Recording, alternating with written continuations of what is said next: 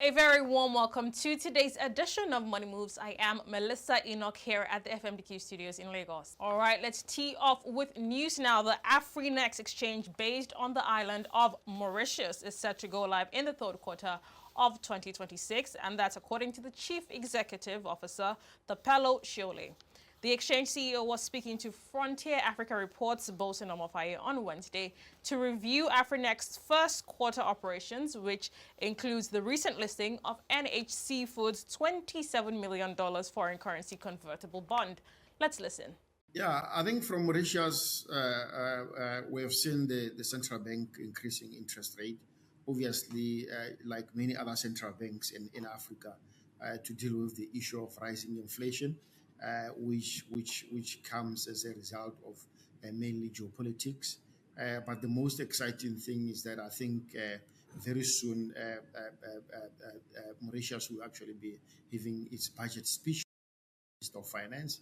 And you know, in Mauritius, a lot of policy changes and laws are actually done at the point of the budget speech. And therefore, I think there's actually a lot of rethink in terms of what Mauritius can actually do to remain very competitive, to remain the leading financial sector in Africa.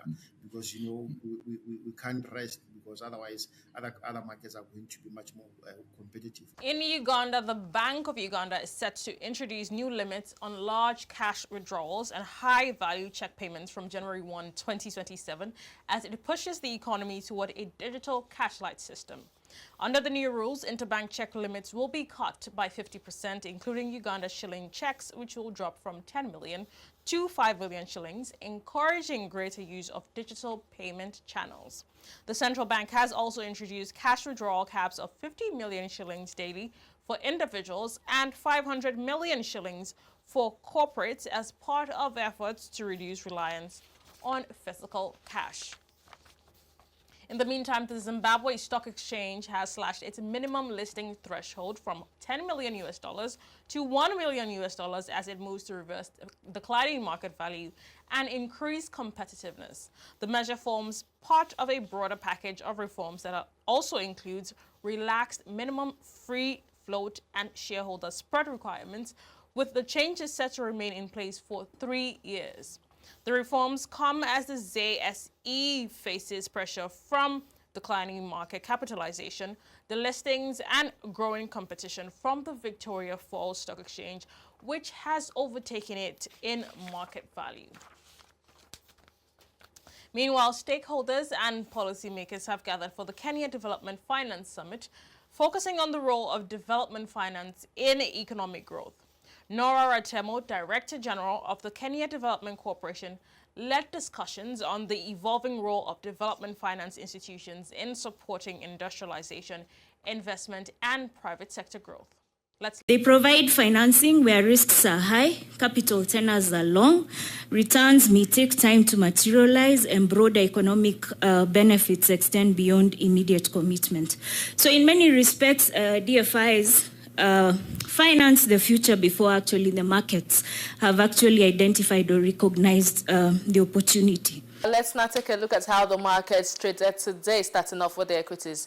The NGX All-Share Index dropped 1.17%, while the BRVM in Abidjan gained 0.82% to 431.51. The Nairobi Securities Exchange rose 0.48%. In the south, the Johannesburg Stock Exchange declined 0.89%, while Mauritius Semdex fell 0.45%. In North Africa, Egypt's EGX 30 slipped 0.69%, while Morocco's MASI edged up 0.16% to 18,613.41.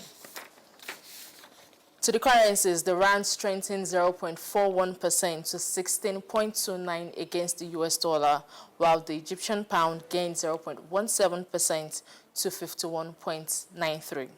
The CFA franc strengthened 0.28% to 564.58. The Kenyan shilling edged down 0.02%, and the Moroccan dirham gained 0.25% to 9.21. Meanwhile, the Naira strengthened 0.65% to 1,358 Naira 47 kobo as at 13:30 GMT. Grace, thank you very much for those updates on how the markets closed this Wednesday. And that's it on today's edition of Money Moves. From all of us here at the FMBQ studios, we say thank you very much for watching. And we'll see you all same time tomorrow.